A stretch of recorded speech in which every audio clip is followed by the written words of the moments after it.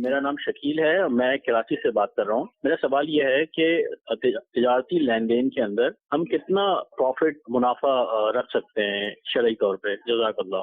نفع کی دیکھیے کوئی مقدار شریعت مطہرہ کی طرف سے مقرر نہیں ہے، فریقین کے اوپر ہے. بات چیزیں ایسی ہوتی ہیں کہ جو گورنمنٹ کی طرف سے باؤنڈ ہوتی ہیں کہ اسی قیمت پہ بیچنا ہے، وہ ایک الگ بات ہے، ٹھیک ہے. باقی فریقین پر ہے.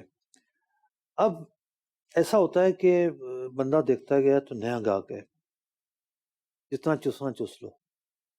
ایسا اخلاقاً نہیں کرنا چاہیے.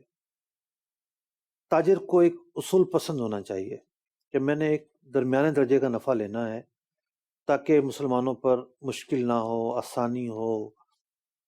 اور جب میں سب سے اتنا نفع لیتا ہوں تو اس سے زیادہ کیوں لوں؟ تو اس سے برکات ملتی ہیں پھر. تو یہ کاروباری جو دینی اخلاقیات ہیں، اب یہ بات ان میں شامل ہے.